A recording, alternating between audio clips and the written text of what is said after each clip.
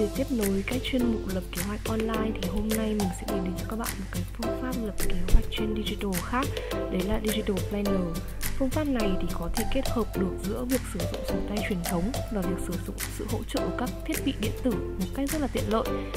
Thực ra là tại vì tháng 4 này thì mình phải làm việc ở nhà, nhưng mình lại để quyển sổ của mình ở công ty và mình không muốn là phải sử dụng một quyển sổ khác chỉ để kiểu lập kế hoạch cho một tháng ấy. Mình có sử dụng Google Calendar trong khoảng 1 đến 2 tuần. Tuy nhiên thì mình cảm thấy là nó chỉ phù hợp để track các cái công việc liên quan đến công ty của mình thôi. Còn những cái lập kế hoạch cá nhân thì mình cảm thấy là Google Calendar thực ra là nó không tiện lợi để sử dụng lắm. Vì vậy thì mình đã search ở trên YouTube cũng như là trên Pinterest để tìm ra được một cái phương pháp thích hợp hơn. Và mình tình cờ biết được đến cái phương pháp Digital Planner của một số bạn vlogger Hàn Quốc. Mình cũng đã thử sử dụng và mình mới nhận ra là hóa ra thì nó cũng khá là tiện lợi. Và chắc chắn là nó phải có những cái điểm mạnh thì các bạn ở bên Hàn các bạn mới sử dụng nhiều như thế, đúng không? Thế nên là mình đã quyết định là tháng năm này thì mình sẽ sử dụng thử cái phương pháp này xem sao. Mình cũng đã sử dụng thử trong vòng 2 tuần cuối của tháng 4 rồi. Và mình sẽ lập một cái clip khác cho bạn để xem cụ thể cái cách mà mình sử dụng để lập như thế nào. Nhưng mà overall thì tháng 5 này thì mình sẽ lập lên kế hoạch bằng Digital Planner các bạn nhé. Thì mình sử dụng iPad 2019 10.2 inch và có sự hỗ trợ của Apple Pencil. Mình mua khá là lâu rồi nhưng mà mình chưa bao giờ nghĩ là mình sẽ sử dụng chiếc iPad của mình để lập kế hoạch cả, mà mình thường sẽ chỉ sử dụng vào các việc khác thôi. Và mình có sử dụng thêm cả chiếc bàn phím Bluetooth của Logitech nữa. Kết nối vào iPad thì khi kết nối xong thì chiếc iPad của mình gần như là nó sẽ không khác gì một chiếc máy tính cả. Và cái việc đánh máy cũng như ghi chép của mình nó khá là tiện lợi. Thì có lẽ là sẽ không để các bạn đợi lâu nữa, thì chúng mình sẽ cùng lập kế hoạch tháng 5 nhé. Dù là có sử dụng cái Digital Planner hay là sử dụng việc lập kế hoạch trên sổ thật thì cái trình tự lập kế hoạch của mình cũng sẽ giống như các tháng thôi, nó sẽ không khác gì cả. Thứ nhất là mình sẽ lên dàn ý các layout cần sử dụng. Thứ hai là mình sẽ vẽ khung layout. Và thứ ba là mình sẽ điền các thông tin và trang trí thêm. Vậy chúng mình đến với là phần đầu tiên nhé. Phần đầu tiên sẽ là như mình nói đã rất nhiều clip rồi, là để cái việc lập kế hoạch một tháng thực sự đạt hiệu quả thì các bạn nên ngồi lại và nghĩ xem là mình cần những gì trong một tháng đấy và mình nên sử dụng những layout nào.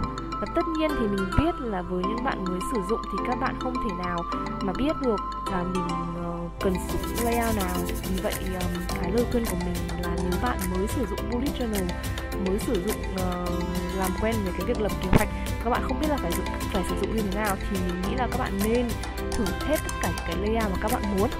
Vì thực ra chỉ cần sau một tháng đầu tiên thôi là các bạn có thể biết ngay được là những cái layout nào thì các bạn cần lập kế hoạch.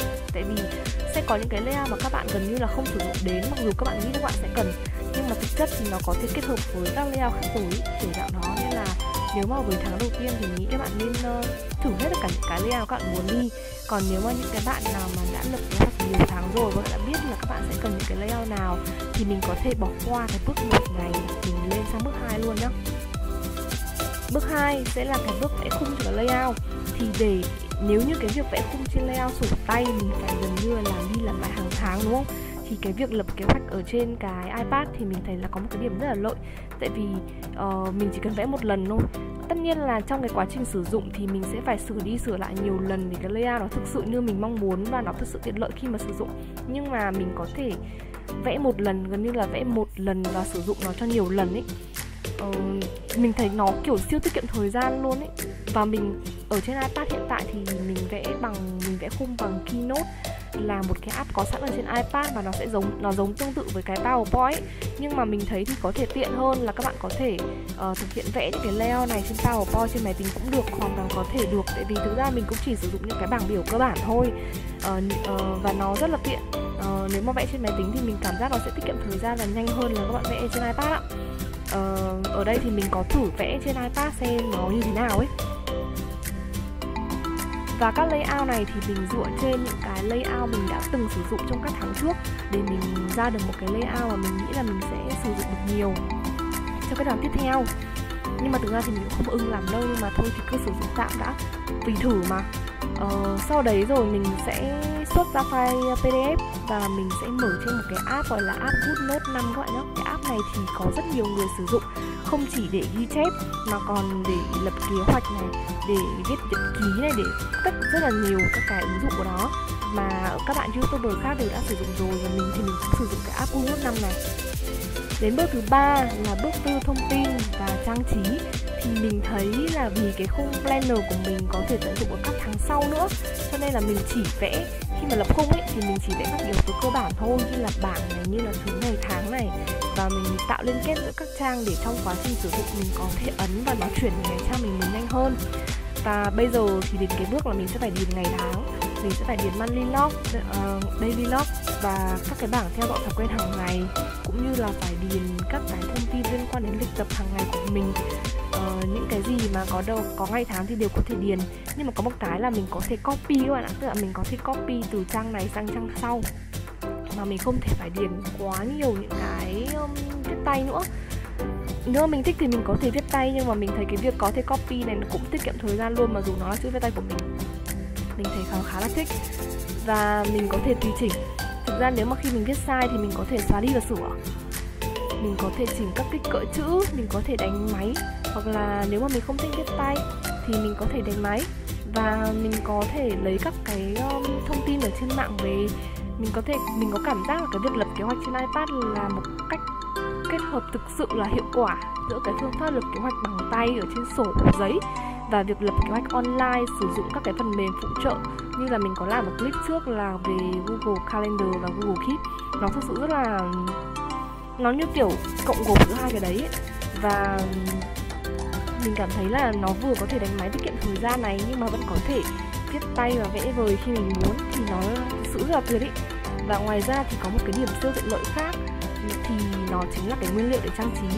Mình hoàn toàn có thể download free các cái nguyên liệu trang trí đó ở trên mạng về, hoặc là mình có thể tự vẽ, là mình có thể tự tạo luôn cái sticky note hoặc là cái washi tape, hoàn toàn có thể tự vẽ mà không phải lo là mình tốn quá nhiều tiền về những cái đó, mà nó vẫn thực sự rất là đẹp các bạn ạ. Thì mình download trên mạng về nó đẹp lắm ấy, và nó vừa bảo vệ môi trường nhưng mà thậm chí nó bảo vệ cả túi tiền của mình nữa. Tất nhiên là cái việc có một cái iPad thì nó đã là tốn rất nhiều tiền rồi, nhưng mà mình mua cái iPad này bằng tiền tiết kiệm sau mấy tháng đi làm của mình thì mình nghĩ nó rất là hiệu quả. Tại vì mình không chỉ sử dụng nó để cho mỗi cái việc vẽ vời với cả sổ sách đâu các bạn ạ, mình có thể sử dụng nó cho rất nhiều mục đích khác, để cả công việc của mình cũng như là các sở thích cá nhân như là đọc sách hay là xem phim, và chuẩn bị sắp tới là đi học nữa. Mình thấy có một cái iPad là một điều nên làm, thậm chí là nên làm hơn cả một cái điện thoại nữa, với mình là như thế. Và sau những thứ tiện đủ đường thì mình sau một cái khoảng thời gian hơn một tuần sử dụng thử thì mình mới nhận ra được có 3 điểm mà mình không thích ở trên cái Digital Planner như sau. Thứ nhất là mình vừa mới nói xong, không dễ để các bạn có thể mua được một chiếc iPad và bút và phần mềm, mất tiền để sử dụng, đúng không? Nó tốn khá chi phí trong cái lần đầu tư ban đầu. Thứ hai là cái cảm giác viết, nó mặc dù là mình đã sử dụng một cái loại dán màn hình, nó có tên là Paperlike Pen, có nghĩa là nó đã tạo ra một cái sự sần nhất định để các bạn cảm giác như các bạn viết trên giấy ấy, và các bạn vẽ nó cũng sẽ ăn bút hơn. Tuy nhiên là mình vẫn cảm thấy nó viết không thích như trên giấy, và thậm chí là chữ nó cũng xấu hơn, bút nó cũng bị trơn hơn nữa. Mình không hề thích cái phần này một tí nào, nhưng mà tất nhiên là cái nào cũng phải có cái được và cái không được, đúng không? Và thứ ba là tùy từng cái phần mềm ở trên iPad mà các bạn sử dụng thì nó sẽ có độ tiện dụng và sự tùy biến khác nhau. Về cái này thì giả sử bây giờ mình sử dụng Google Note 5 là một cái app mất tiền, mình mua nó hết khoảng hơn 100.000. Tuy nhiên là không phải bạn nào cũng muốn bỏ tiền ra để mua những cái app mất tiền thế, thì các bạn có thể sử dụng trực tiếp những cái công cụ ở trên iPad đã có sẵn, có thể viết trực tiếp vào file PDF. Mình thấy cách này cũng khá là hay. Hiện tại thì với cảm nhận của mình thì mình thấy ấn tượng đầu tiên của mình với Digital Planner khá là tốt, tại vì nó có khá là nhiều ưu điểm, nó rất tiện lợi để sử dụng và nó cũng rất là tiết kiệm nếu bạn nào có nhu cầu muốn sống theo hướng là minimalism, mua ít đồ thôi, thì mình thấy cái việc lập kế hoạch Digital Planner trên iPad rất là hiệu quả. Nhưng mà mình thì mình sẽ cần thêm thời gian để có thể nghiên cứu thêm về cái cách lập kế hoạch ở trên iPad này, và mình sẽ làm thêm nhiều các cái clip khác nữa cho các bạn để chia sẻ về những cái mà mình đã tìm hiểu nhé. Hẹn gặp lại các bạn vào trong các clip lần sau, và hy vọng là các bạn có một tháng 5 tuyệt vời hơn tháng 4 này. Cố lên các bạn, Covid sắp qua rồi. Bye bye.